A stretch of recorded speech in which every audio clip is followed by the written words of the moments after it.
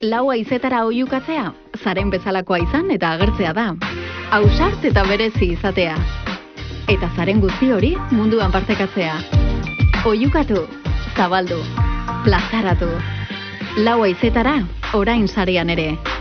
.eus, zure espresio digitala. Kaixo mundua, ongi etorri kaixomundua.eus lehiaketako sari banaketara. Iritsi da egun handia. Gaur ezagutuko ditugu 2024ko kaixomundua.euseko webguneko irabazleak. Aurtengo edizioan ere, asko izan zarete Kaixo Munduan parte hartu duzuenak. Guztira Euskal Herriko 1334 gazte. 469 lantalde osatu duzue. Eta inoiz, baino webgune gehiago aurkeztu dituzue lehiaketarako. Orotara 220. Webguneak sortzen ikasi duzue. Teknologiaren ezagutza eta gaitasun digitalak eskuratu dituzue. Lan asko egin duzue urte honetan zehar. Eta gaur, lan horren guztiaren saria jasoko duzue. Zorionak guztioi. Lehenik eta behin, sari banaketa ekitaldira gerturatu diren ikasleak eta irakasleak agurtu nahi ditugu.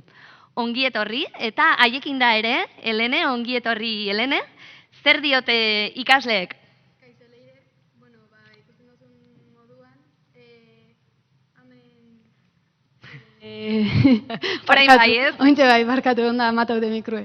Ikusten duzun moduan publikoan hartien nau, eta, giro oso ona dau, ikusten doda ze finalistak pozik, eta, urduritasune bai somatzen da apur bat, egon azlen apur bat ontzuten esaten egon diena, eta badeki ez batzuk euren apostuek nok irabaziko dagoen eta nok ez, baina ikusiko dugu zer pasetan dan.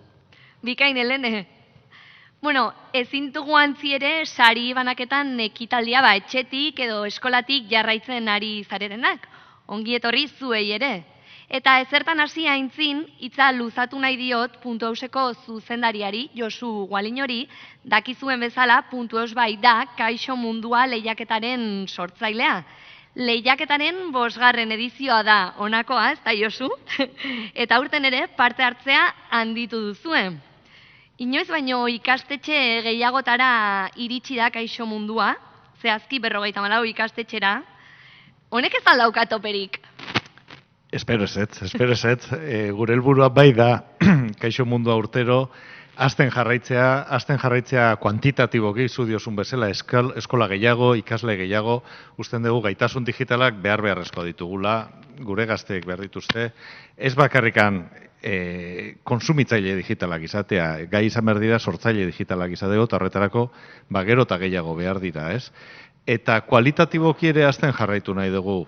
Gure helburua bai da datorren ekitaldira begira ere aurreikusitu berrikuntza berriak, azkenean ingurune digitala aldatzen da, internet aldatzen da, eta pentsatu ditugu dagoenekoz zibersegurtasunean gehitzeko modulo berriak, datozen erronka berriei ere heltzeko gai izan daitezen gure gazteak, beraz, jarraituko dugu hasten. Primeran, mila esker Josu. Zeinen beharrezkoak diren ere proiektuan bidelagun ditugun erakundeak, ez da? Eskerrik edo eskerrak handi bat eman nahi diogu BBK Fundazio proiektua babesteagatik, eta eskerrak ere Dina Hostin, Eusko Jaurlaritzako Hizkuntza Politikako Sailburu Ordetza eta Gipuzkoako Foru Aldundiari ere proiektuan laguntzaileak izateagatik. Eta noski EITB-eri ere eskertu nahi diogu zuzeneko emanaldia Bilboko izan ongi aretotik, ari baikara egiten hemen, aretonetatik bertatik. Eta dena pres bada gaurko emanaldiari ekiteko, beraz, azgaitezen bada. Kaixomundua.eus lehiaketako antolatzaileak ezagutu ditugu. Baina edozen lehiaketetan ere zeregin garrantzitsua eta askotan oso pisutsua dutenak ere falta zaizkigu. Edo beraien ordezkari bat bereden badugu gure artean. Bera da Nagore Ruiz de Escudero eta Kodesintaxen web garatzailea da. Eta aurten lehen aldiz kaixomundua.eusen lehiaketan epaimaikide lanetan aritu da eta ikasleen gaitasun digitalak baloratu ditu. Ez alda lan agore. Eixo, bueno, lehenengo barkatu abotza. Sentitzen dut. Bueno, lasai, mikroarekin ongia Bueno, dituko a zaitugu. ver. Galdetu nahi dizugu nolakoak izan diren edizio honetan jaso dituzuen webguneak. Baduzu zerbait nabarmentzeko? Bueno, egonda danetarik gaien arabera batez ere, hori oso berazgarria da. Eta bai igartzeko gauza bat, gaztetxoen adianak, lehenengo eta bigarren DBH-kuak, oso lan kalidade honekoak inditxue. Batez ere ikusita, euren lehenengo aldixa dala, eta hor baina baritu dugu kalidade nivela oso ondixa, espero genduana baino altu gaua. Orokorrian danian egon da lan kalitatea. Jesus, barkatu, Ederki, nagore, mila esker eta ea bide honetan STEM gaitasunak hobetzeaz gain, bokazio zientifiko-teknologikoak ere piztea lortzen dugun. Hori da asmoa. Bale, mila esker. Gonbidatu berezi bat ere badaukagu gure gaurko ekitaldian. Bera da Amaia Banda Gladys Sariaren 3. edizioaren irabazlea. Eta Gladys Sariak ingurune digitalean diharduten neska gazteak saritzen dituela gogoratuko dugu. Eta gazteen artean erreferenteak sortzeko helburua du. Eta haien lana ere jende hartzea, ezta? Beraz, ezagutu dezagun Amaia.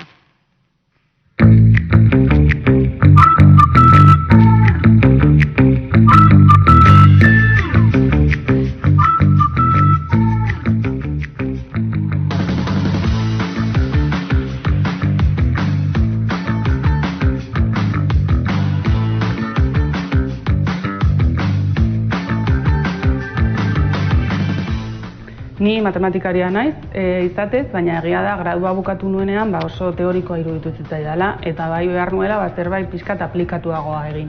Orduan egon nintzen urte betez programazio kurtsoak egiten eta lanean, eta hurrengo ikasturtean apuntatu nintzen KISA masterrera, informatikako fakultateko KISA master bat, non bai ikusi nituen matematika, informatika eta adimen artifizialaren arteko loturak. Eta orduan bide horretatik joan nintzen eta Global Training beka batekin Italian pasatu nuen urte bete ikerkuntza praktika batzuk egiten. Horrera baki nuen ikerkuntzara nahi nula dedikatu nire bizitza eta bueltatzean doktoretza tesia hasi nintzen bekamen Bilbon. Tesia bukatzean, gero teknaria etorri nintzen, datu zientzialari bezala lan egitera kasu aplikatu hauetan. Matematikaren garrantzia informatikan oso handia da, teknologia eta aurrerapen ia gehienen atzean, azkenean matematika daude. Adibidez informatikaren kasuan, bai gailu hardwareetik hasita, gailu elektronikoetik hasita, gaur egun erabiltzen ditugu programa matematikoetaraino, azkenean atzean dena matematika da. Eta adibidez ni orain adimen artifizialean nago lananean, ere egunero erabiltzen ditut kalkuloa, algebra, estadistika eta bar, orduan oinarria beti da matematika eta oso garrantzitsua da oinarri on bat edukitzea. Egia esan, beti izan dut proiektu akademikoez gain, beste gauza batzuk egiteko interesa, eta baden hasi zen masterra bukatu nuenean, apuntatu nintzela Euskadiko Gazteak lankidetza programara, dela munduko proiektuak, kooperazio proiektuak ezagutzeko programa bat. Eta Ekuadorrera joan nintzen 3 hilabetez matematikako irakasle bezala izatea Kitoko eskola batean. Baina, egia da, matematikako irakaslea baino gehiago izan zela, esperientzia bizitzea, ingurua ezagutzea eta bar eta bar. Gero urrengo urtean edo, lagun batzuekin apuntatu nintzen ere, apuntatu ginen Gazteak Egoaren bila lehiaketara, eta bigarren saria lortu genuen, eta orduan saria zen diru laguntza bat ezagutzeko ere munduko kooperazio proiekturen bat. Orduan Saharako kanpamenduetara joan ginen, eta egon ginenan Unión de Mujeres Saharauis antolakuntzaren proiektuak ezagutzen eta bar. Eta gero gehiago lanarekin lotuta ere bai, beti izan dut generoarekin interesa, generoan eta bar, eta orduan bai parte hartu dut askotan inspira eta emakumea zentzen bezalako ekimenetan, eta gero tesia egiten egon bitartean ere bai, sortu genuen lankide batzuen artean R-Ladies izeneko talde bat, dela R-lenguaian programatzen duten emakumeen talde bat. Nire ibilbidean egia da agian ez dudala sufritu eraso zuzenik edo diskriminazio zuzenik edo ez ditudala identifikatu, baina naiz eta bizi izan naizen beti edo trajektoria guztian zehar egon naizen oso espazio maskulinizatuetan. Baina egia da egunerokotasunean ikusten direla diferentzia pilo bat. Adibidez, publiko aurrean hitz egiterakoan edo aurkezpenak egiterakoan, gizonezkoek daukate askoz ere segurtasun gehiago guk baino. Galderak egiterakoan ere bai, adibidez, nik pentsatu bat ditun pilo bat galdera ona izatea, eta ikusten ditun nire ondoko gizonak, iaia burutik pasatzen zitzaiena galdetzen. Eta gero adibidez, el síndrome del impostor ere delakoa, nik uste emakumeek askoz gehiago sufritzen dugula gizonezkoek baino. Orduan, etengabe gaude gure buruan borrokan sindrome horren kontra. Gladys bezalako sariak oso garrantzitsuak iruditzen zaizkit, alde batetik emakumeen karrera zientifikoei balio ematen dielako eta guri askotan asko kostatzen zaigu balio hori ematea. Eta gero beste alde batetik erreferentea sortzeko. Neska gazteek ikusi behar dute emakumeak ere gaudela STEM lanbideetan eta gure tokia ere hemen dagoela. Eta gero niretzako Gladys saria berezia da, informatikako fakultatean denbora asko pasatu nuen doktoretza tesian egonean, eta baita Gladys del Estalen kasua oso kasu famatua da eta ezaguna Donostian. Eta sorpresa handia eraman nuen, deitu zidatenean, bilera baten nagon eta ikusi duen gero dei galdua. Eta gira esan, kriston sorpresa, ez nuen espero eta poz handia. Zorionak. Eskerrik asko.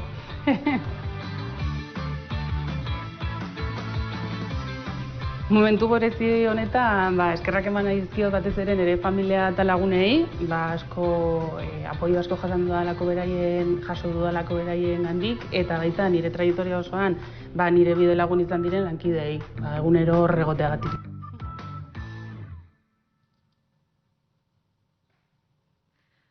Gurekin da, Amaia banda, Amaia egunon.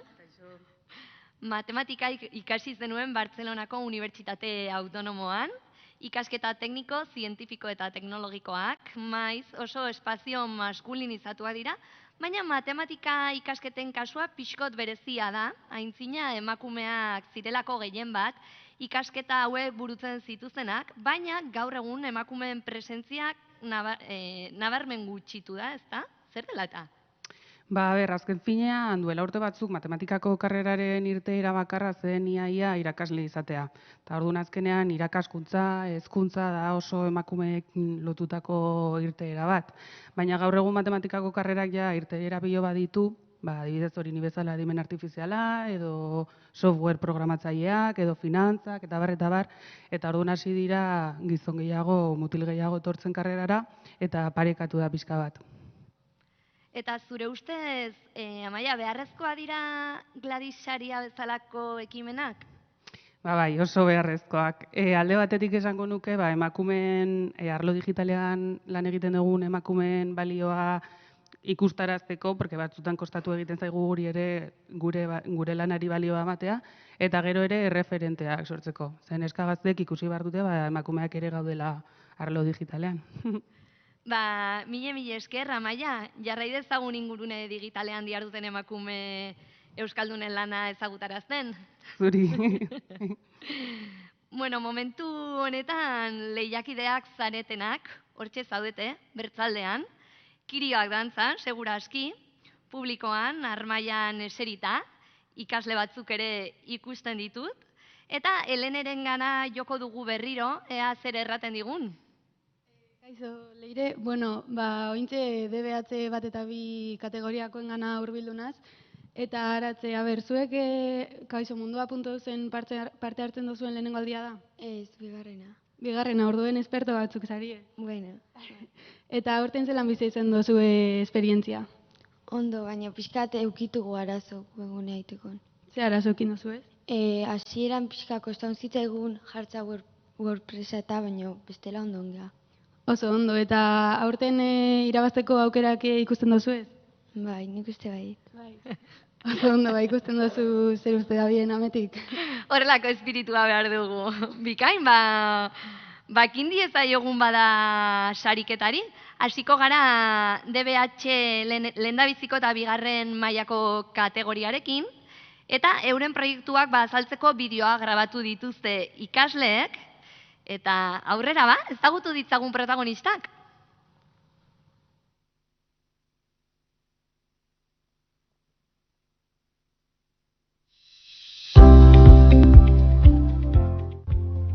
Kaixo, guk Argaginen da Itzalai eta Itxasogea eta Beasaingo Andreamendi ikastolako BH2 ikasleak. Gure webgunean elikadura guztien ardura duizena eta elikadura nahasten inguruan hitz egiten duzu. Gai hau interesgarria iruditzen zaigulako eta haren inguruan euskaraz informazio gutxi dagoelako aukeratu dugu. Prozesuaren hasiera zaila izan zen WordPress erabiltzen ez genuelako, baina bukaerako plataforma erabiltzen nahiko ondo ikas degula esango nuke. Arazo nagusiak denbora eta argazkiak izan dira. Azte gutxi batzuk bakarrik izan ditugulako eta argazkien partetik Creative Commons-ak zituzten argazkiak behar genituelako. Eta elikadura gaztea inguruan halako gutxi daudelako. Webgunea eginez hauek nola egin ikasi dugu. Gehien bat aurrez esan bezala proiektuarekin hasi aurretik hauek egiteren inguruan ideiarik ere ez genuelako. Bestaldetik elikaduraren inguruan ere asko ikasi dugu. Elikaduran hasten kausak, ondorioak zein diren, eta gure eragilei eginiko inkestaren bidez, hauek nola elikatzen diren adibidez. Talde lana ona izan da, bakoitzak bere uneko una eman duelako. Batez ere, horregatik gustura gaude eginiko lanarekin. Zuei zer iruditzen zaizue?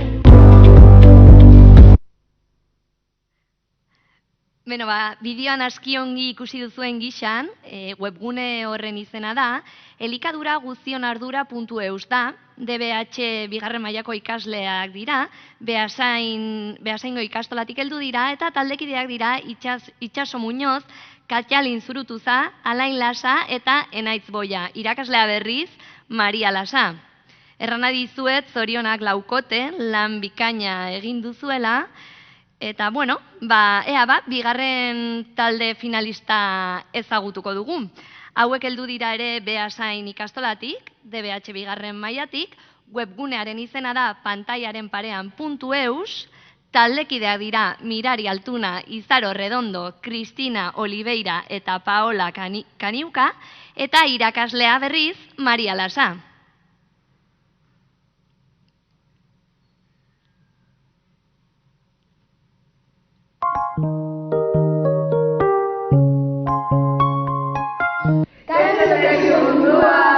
Gu, Mirari, Cristina, Izaro eta Paola gara eta pantailen parean webgunea egin dugu.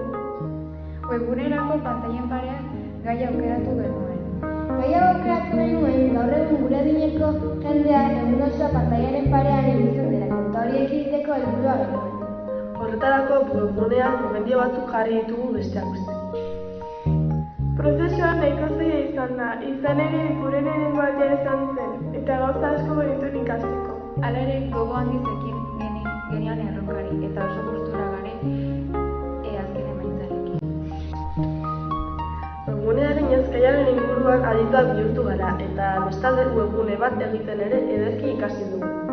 Bestalde, webgune egiterakoan horrelako proiektua eta aurrera eramateko gogo handia behar dela ohartu gara. Izan ere, bestela ez ginateke gai izango horrelako erronka bat aurrera eramateko. Taldearen oso gustura egin gara, elkarren laguntzarekin aurrera ateratzea ahalbidetu webgunea. Hasieran gaiaren inguruko informazioa bilatzean hasi ginen. Hori menperatuta genuela ikusi genuenean webgunearekin experimentatzen hasi ginen. Azkenean bi gauza berri ikasi genituela ohartu ginen. Alde batetik pantailekiko egoera eta bestetik webgune bat nola egiten den. DBH lehenbizi eta bigarren mailako kategoriako azken finalistak Beasaingo ikastolatik datoz ere. Eta psikologikoki.eus webgunea garatu dute. Taldekideak dira Ainiz Eberastegi, June Gorostiza eta Araitz Imaz. Irakaslea berriz ere Maria Lasa.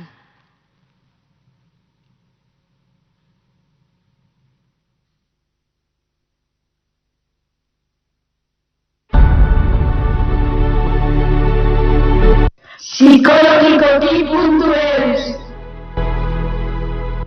Kaixo, gu psikologikoki.eus webgunearen sortzailea gara, Araitz, Ainiz eta June.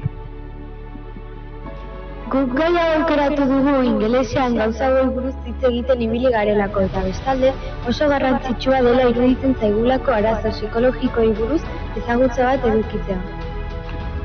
Webgunea egitea erraza egin zaigu idatzik badunekielarik, baina translatea eta galdetegia jartzeko denbora asko behar izan dugu gauza berriak ziren.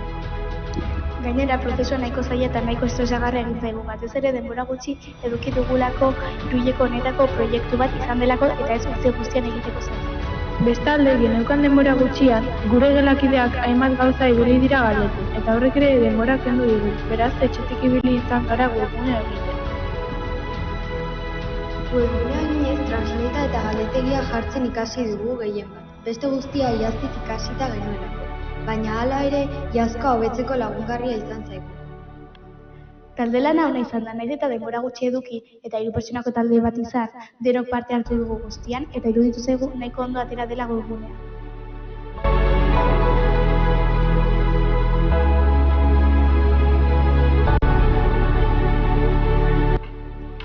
Espero dugu webgunea gustatu izana. Hiruak superinteresgarriak izan dira, gainera hiruak ikastetxe berekoak, ez dut uste erreza izanen denik. Ikustezagun orain, zuetako norden irabazlea. Saria, Beasain ikastolako, psikologikoki.eus webguneak jasoko du. Zorionak, Ainize, June eta Araitz. Zorionak zuri ere, Maria, ikasleak bidean laguntzeagatik. Saria emateko gainera, hemen dago gurekin Josu Gualiño.euseko zuzendaria. Bueno, epaimaiak ikasleek sortutako eduki mordoa goraipatu dute. Bideoak, argazkiak eta galdetegi berritzaile bat ere egin duzue. Proiektua sakonean ezagutu nahi dugu, osasun mentalari buruzko webgunea delako psikologikoki.eus. Zergatik aukeratu duzue gai hau? Mamitsua izanik nolakoa izan da ikasketa prozesua? Gai aukera deu oso garrantzitsua iruditzen zaigulako gai honen ingurun ezagutza bat eukitzea batez ere gure adineko jendek edo hola. Eta, prozesue nahiko nahi izan da, lehengo ingenun gai aukerau, gero informazioa bilau eta webgunen oinarri batin, informazio izailkatzen jun eta webgunen jarri eta gero podcastakin eta translatea jarri inglesez eukitzeko aukera izateko eta azkenik galdetegikin genitun jakiteko podcastetatik jendek zerbait ikasi don. Bikain, talde, zorionak Beasaingo ikastolako gainontzeko ikaslei ere, eta zuei noski. Epaimaia bat etorri da, horren gazteak izateko oso lan ona egin duzuela, eta batez ere adierazteko orduan landutako gaien sakontasuna nabarmentu dute, eta beraz, segi horrela. Eta, Maria, 3 talde finalista, 3ak zure ikasleak, hobeto egiterik baldago? Ez, egia esan ez. Baina egia esan oso langile ibilidia eta gustatzen zaien arlo bada. Lehengo urtetik esperientzia pixkatere badute, izan barra dago. Eta horrek asko lagundu du. Egia da, bereek hainbatetan aipatu duten bezala, lehengo urten igual urte guzti nintzuten proiektu bat izan da, aurten Iruileko baten azken produktua izan dela webgune hau sortzea. Baina, esan deten bezala gustoko gauza bat izan da eta oso ondo lan dute, beste taldek ere, eta orduan finalista izatea oso sari politia da egia esan. Ederki, zorionak berriz ere.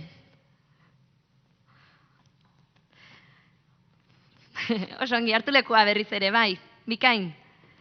Eta DBH lehenbizi eta bigarren kategoriatik, DBH 3-4 kategoriara eginen dugu jauzi. Ezagutu beharko ditugu lehenik eta behin finalistak. Lehenbiziko webgunea da ezfidatu.eus. DBH 3. mailakoak dira, eta Beasain ikastolatik heldu dira berriz ere, eta taldekideak dira Duna Urteaga eta Begoña Altuna. Irakaslea berriz ere, Maria Lasa.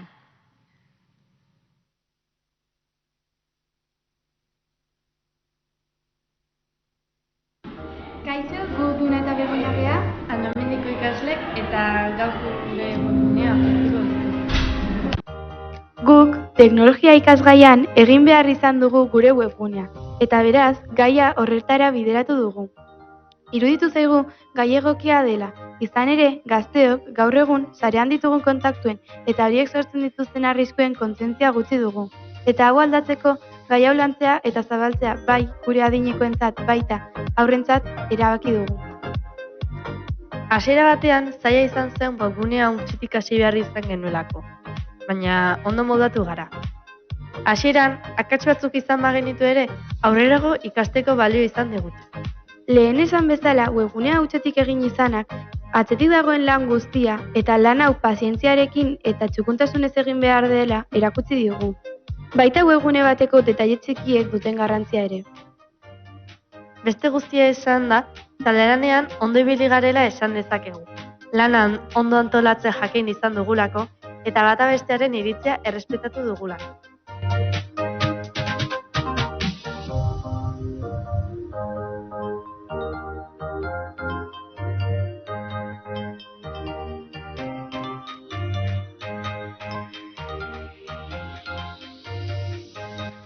Gustora gaude eginiko lanarekin. Zuei zer iruditzen? DBH 3 kategoriako bigarren finalista da aldaketa klimatikoa.eus webgunea. Karmele Bidauzarraga irakaslearen laguntzarekin garatu dute Koldo Rojo, Lander Garros eta Araitz Magdalenok proiektua. Aintzina bideoa.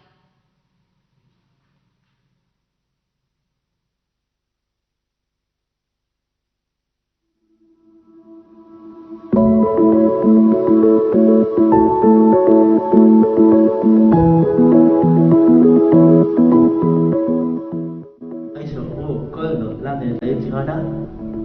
Hortzia galtzeko ikasleak gara.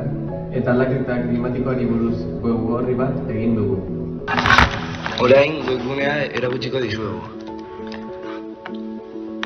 Gai hau aukeratu dugu garrantzitsua iruditzen zaigulako.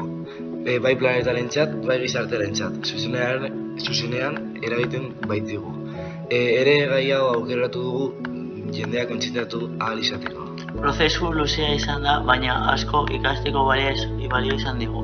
Egoera txar asko izan ditugu ziren eta Dina Justinekin arazoak izan genituen, baina aurrera jarraitu genuen eta azkenean ondo atera zen. Webgune hau egiterakoan aldaketa klimatikoari buruz asko ikasi dugu, hala nola, haren efektuak, baina ere nola jokatu dezakegu aldaketa klimatikoa murrizteko. Talde lana oso ona izan da, bakoitzak gure parte egin du. Webgunearen edizioa Aritzek egin du. Landerrek informazioa bilatu du eta Koldo, Aritz eta Lander lagundu du edo zer gauza egiteko. Hau da, talde lana oso ona izan da. Eta hau izan da guztia, espero dut zuen gustuka izatea.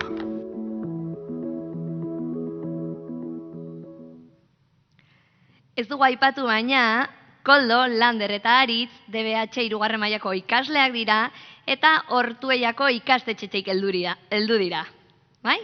Eta orain 3. DBH eta 4. mailako finalistak ezagutuko ditugu, emakumeek digitalizazioan izan duten eta izaten jarraitzen duten aparteko inpaktua aztertzen du digema.eus webguneak. Beasaingo ikastolatik heldu dira berriz ere eta Bihotzrei eta Ane Malkorra dira. Eta irakaslea berriz Miren Aierbe da. Eta DBH 4. mailatik datoz.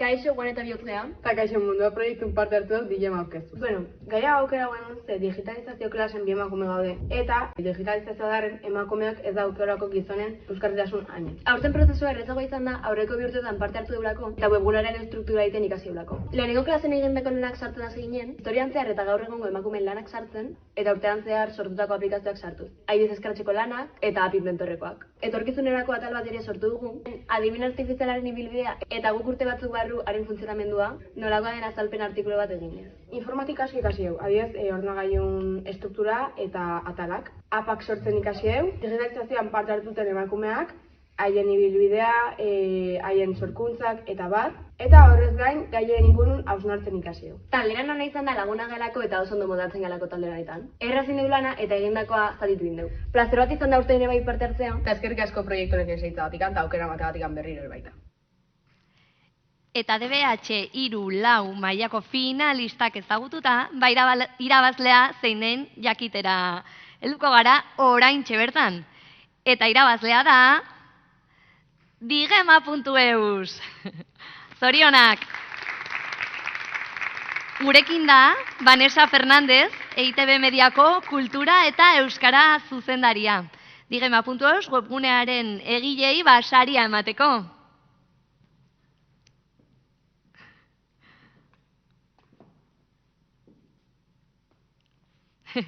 Oso ongi. Proiektu integrala garatu duzue eta azken xehetasunak ere landu dituzue. Berariazko eduki asko sortu duzue, askotariko euskarriak erabili dituzue. Hala ere, hobeto azalduko digute ezta, Anek eta Bihotzek zuena da hitza. Erabat gustora geratu zaret egindako lanarekin edo oraindik ere webgunean sartzen zaretenean aldatu beharrekoak edo moldatu beharrekoak ikusten dituzue? Nire partetik ni oso perfektu dinta naiz, orduan zerbait aldatuko nun, kukin atala ez zait gustatzen dola daun jarrita, baina bueno. Eta, berez, ez denun uste irabaziko genunik, orduan pozik gare. Ze ongi. Hemen da gurekin ere, Mirena Jerbe, irakaslea, zein izan da webgunea egiterakoan gehien kostatu zaizuena? Egia da, hasiera baten konfigurazio arazo batzuk izan genitula, eta martxan jartzea eta webgunea eraikitzen hastea kostatu zala pixka bat. Baina beraiek esan bezala urte batzutako esperientzia dauke, ezagutzen zuten WordPress ingurunea eta ohituta zeren webguneak eraikitzen. Orduan esango nuke, igual edukiaren antolaketa pixka bat nola egin hori izan dela gura uste gehien ekarri diguna, baina orokorrean neko ondo junda bai. Ederki, hala ere lan bikaina, beraz, zorionak. Eskerrik asko. Eta... hartu leku lasai. Eta DBH-ko kategoriarekin finiturik, batxiergoaren txanda heldu da. Guazen bada, kategoria honetako finalistak ezagutzera. Lehenbizikoa Zineus.eus da, bigarren batxiergotik heldu dira, Biurdana ikastetxetik, Iruñetik, eta beraiek dira Beñat Zeberio eta Aitor Markalain, eta irakaslea berriz Aitor Martínez.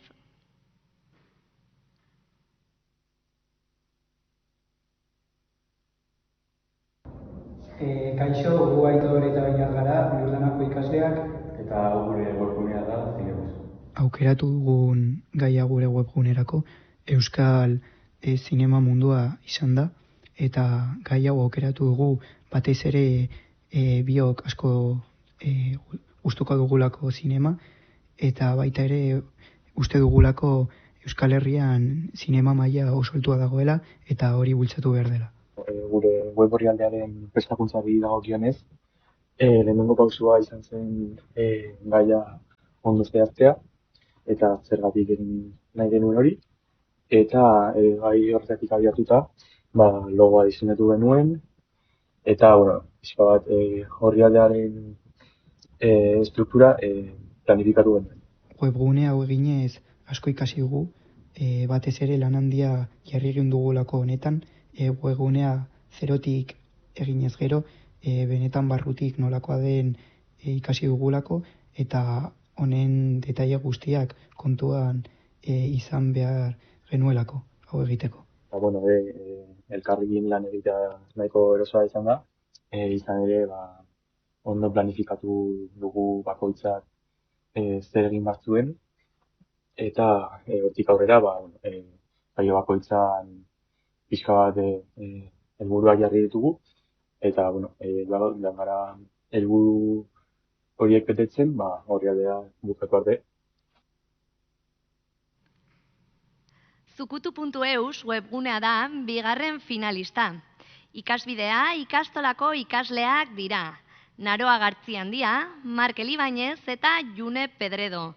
bigarren batxilergotik heldu dira, Durana ikastolatik, Duranako ikasbidea ikastolatik, eta irakaslea berriz Mikel Franco da.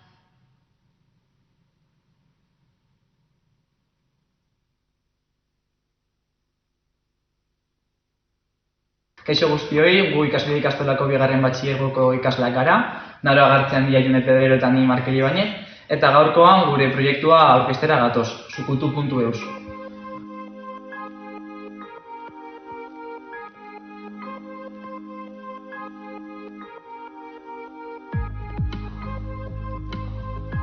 Autonamonekin hitz egin ostean, oso interesgarria izan litekeela iruditu zitzaigun sukaldaritzaren inguruan webgune bat sortzea erresta guztiak biltzen dituen. Hasieran ez genekien nola egin webgune bat eta gero audioak, argazkiak eta eduki interaktiboak ikasi genuen ipintzen informazioa bilatuz. Kaixo munduak proposatutako proiektuan asko dira ikasi ditugun gauza berriak, edukiden kudeaketa adibidez eta zehazki WordPress erramintaren erabiltzea. Proiektua guretzako erronka polit bat izan da. Eta oso betegarria izan da, asko ikasi dugulako, adibidez, rolak banatzen. Eta azkenik espero dugu zuen gustukoa izatea gure webgunea.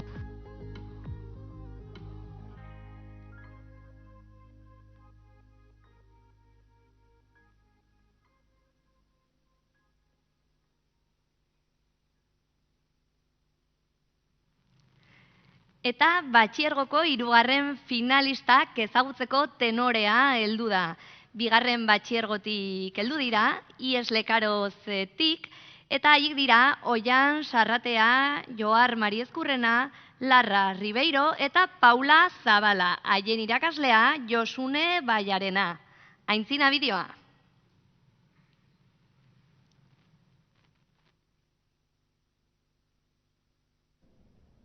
Epaguloan zaudela horiak arabera eta hori egindako webgunea elkartuen elkartea da. Guk gai hau aukeratu dugu gure herriko kirol elkartea delako eta duten webgunea zarkituta dagoelako. Gainera, kirol haunitz daudenez zer jarri bazela uste genuen. Eta Eskubaloian adibidez, zonaldeko elkarte bakarra da ordaindu gabe kirol egiteko aukera ematen duena. Gainera, Donezteben, larun batero polikiroldegian sortzen den giroa ederra da eta Donezteben sentimendu handia dago niri buruz. Hasieratik gaia argi genuen eta ideia honiz genituen, baina webgune egiten hasi ginenean zailtasunak agertu ziren. Adibidez, informazioa bilatzerako orduan errekako lehendakariarekin solastu behar izan ginen, eta argazkiekin baimena izateko eta kirol elkartearen zehatzapenak emateko. Proiektu honekin webgune bat nola egiten den ikasi dugu eta baita ere horren atzean dagoen lana.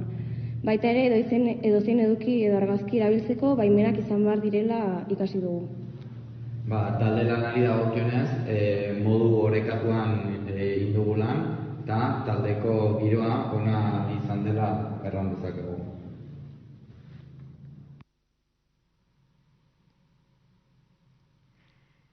Lehia estua izan da batxilergoko kategorian.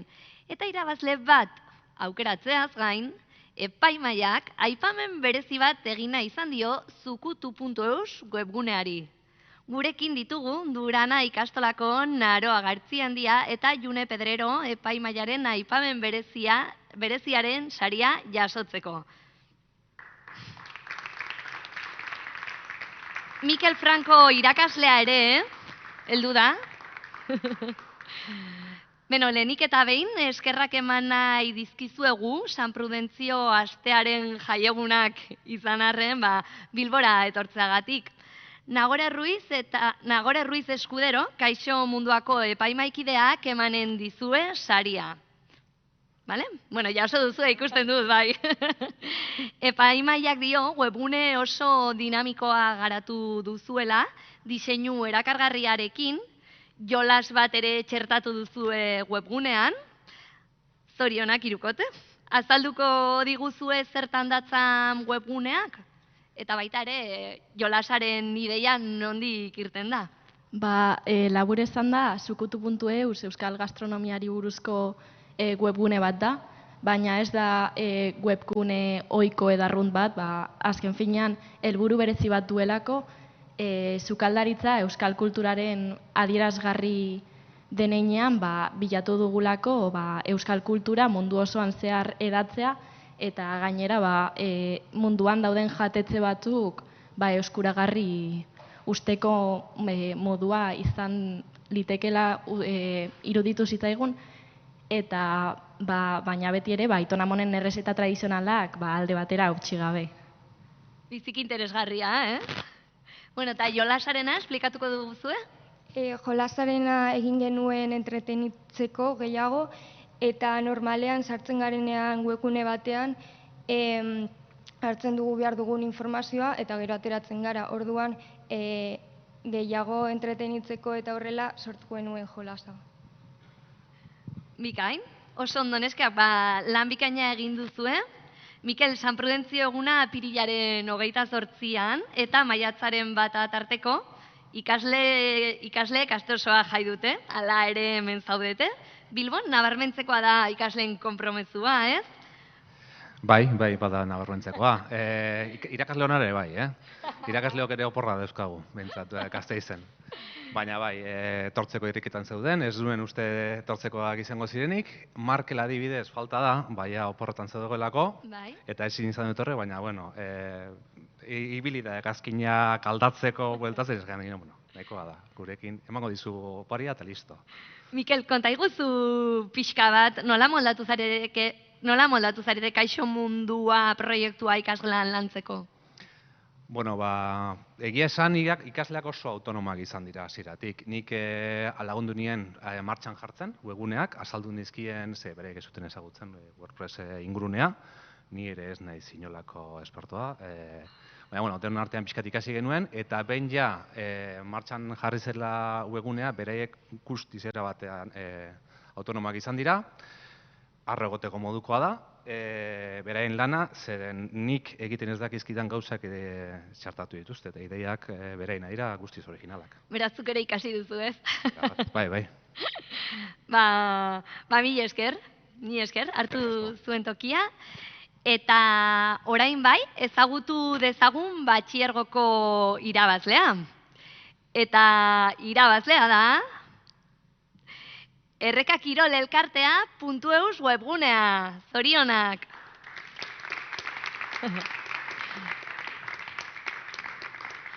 Doneztebeko Erreka Kirol Elkartearen webgunea garatu duzue Lekarozeko batxilergoko ikasleek. Hemen ditugu Bilbon saria jasotzeko ezain, eta Nagorek ere emanen dizue saria.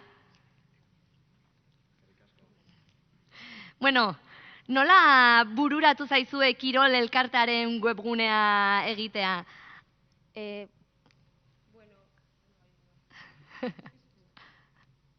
Hola, Xen. Jakin genuena animara genula lan hau, genekina momentuan izan barra zela gure herriko edo gure inguruneko zerbaiti buruz, eta kontuan izan da Doneztebeko futbol taldearen webgunea oso garatua zegoela, erabakin genuen Erreka Kirol Elkarteari buruz lan egitea bere webgunea arkituagoa dagoelako. Eta orain, aintzina begira webgunean lanean jarraitzeko asmoa duzue? Hasiera batean inginen webguneak klaseko proiektu bezala, eta egiarran ez dugola intentziorik segitzeko webgune honekin, baina, bueno, Erreka Kirol Elkartearekin solasten badugutan bihar bat esku bat botzea, prest gaude. Bikain, mila esker eta zorionak zuri ere, Josune, Kaixo Mundua lehiaketan parte hartu duzu lehenago ere, eta azkenean heldu da batxilergoko saria. Kontent izanen zara egindako lanarekin? Bai, arras kontent, arro, gehiago. Zer daukazu nabarmentzeko? Beraiek izan duten motivazioa eta implikazioa batez ere. Hasieratik, gaia hurbileko aukeratute, dena prozesua bide honean joan da, gogotsu baitu dira lanean, talde lanean ere ederki moldatu dire, eta ongi koordinatuz, eta, bueno, pues azkenean atera den produktua, bueno, pues ona, hemen gaude, orduen kontent, eta hori, batez ere gogotsu lanean aritu direla, eta hori. Bikain, ba esker mile, zorionak, eta hartu zuen tokia berriz ere.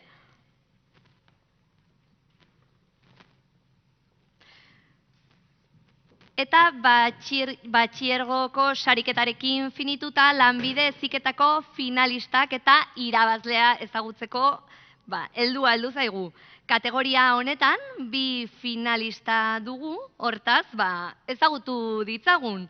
Lehenbizikoa da Nazaret lanbide heziketako lantaldea, Donostiatik heldu dira, taldekideak dira Maria Makeda eta Paula Cayetano, irakaslea berriz, Leire Bujanda, eta webgunearen izena, badu izen berezia, gero erranen diazuen hola den, baina igual bideoan esplikatuko dugu pixkato beki.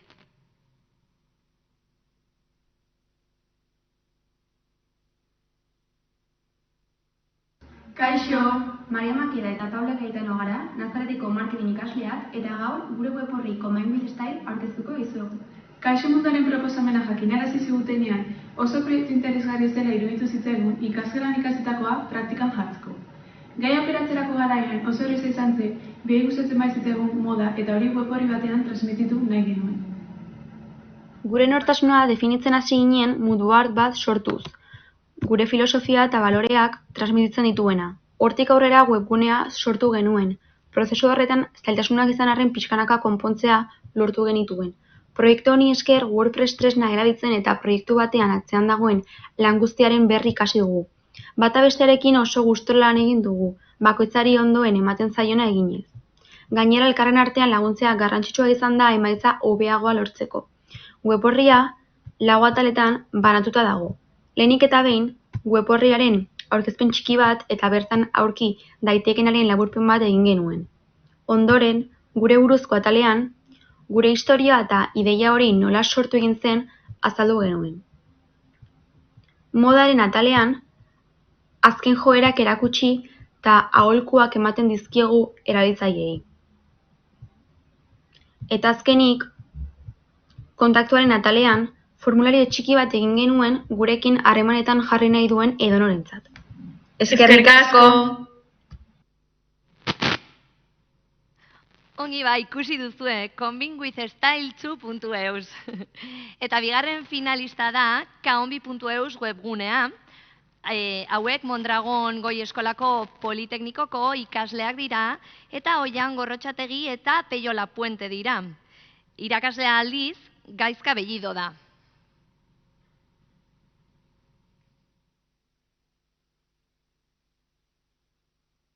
Kaixo, gu Oian Gorrotxategi eta Peio Lapuente gara, eta Mondragon Goi Eskola Politekniko ikastetxeko sareko informatika sistemen administrazio heziketa zikloko lehengo mailako ikasleak gara.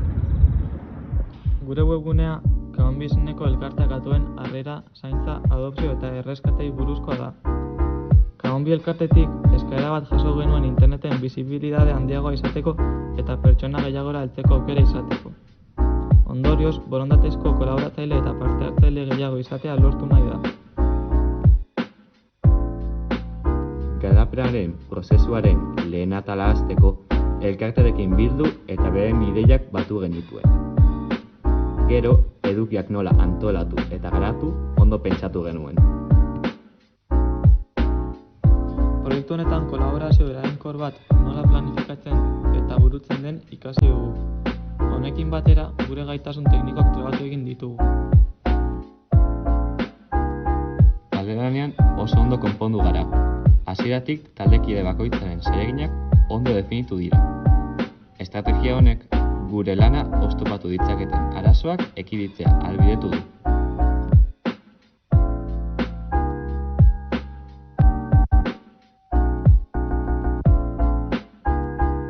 Aldetik oso pozik gelditu gara lortutako emaitzekin, baita benetako proiektu solidario batean parte hartzearen aukera izan dugulako. proiektu erreal baten webgunea, lehiaketaren irizpideak betetzen dituena eta estetikoki oso erakargarria. Lanbide heziketako irabazlea da kaonbi.eus. Zorionak, Oian eta Peio, heldu ona mesedez, eta etorradila ere Amaia banda, hemen dugu gurekin, ikaslei saria ematera. Epaimaiak oso ongi baloratu du, ongi egindako eta amaitutako webgune bat sortzea.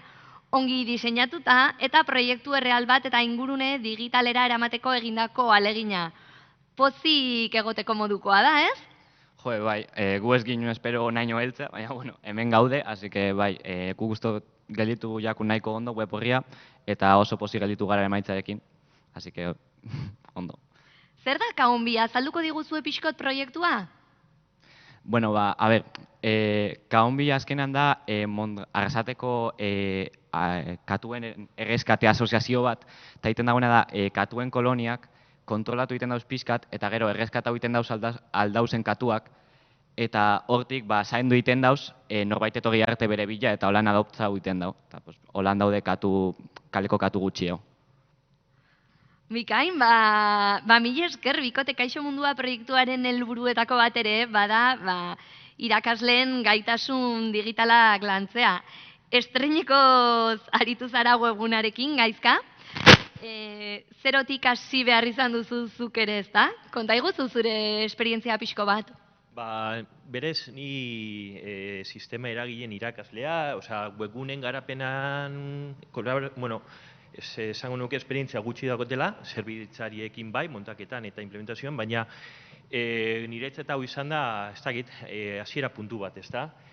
Egia da, Mondragon Goi Eskolako Politeknikoko gaitasun digitalen edo eraldaketa digitalen prozesuan parte hartzen dut, koordinatzailea naiz, eta gauza honek egitea uste dugu garrantzitsua diela, ez da? Orduan, horrelako lehiaketetan parte hartzea eta da gure interes bat, ez da? Mila esker. Mila esker zuri ere bai, Gaizka. Eta, hartu zuen lekua, xeri goxo.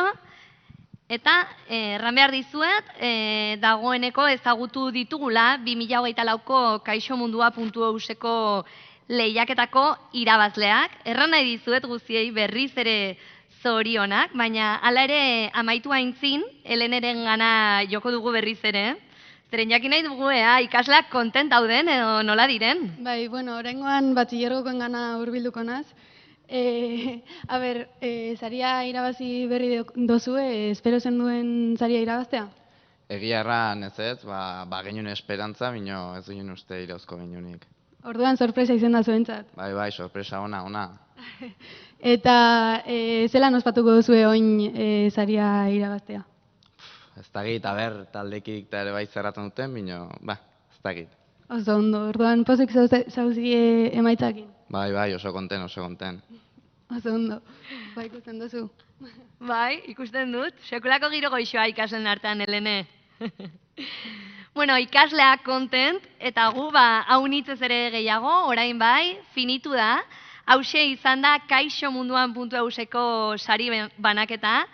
Zorionak berriz ere merezi duzue eta ekimen honetan parte hartu duzuen guztioi. Eta bide honetan ikasitakoa noski ere, biziki garrantzitsua da. Eta, zuek lortutako gaitasun digitalak ikusten jarraitzea gustatuko litzaiguke. Eta, segura aski datorren urtean berriz ere, eginen dugu topo hemen. Eta bitartean, sarean ere elkar ikustea espero dugu. Ongi izan!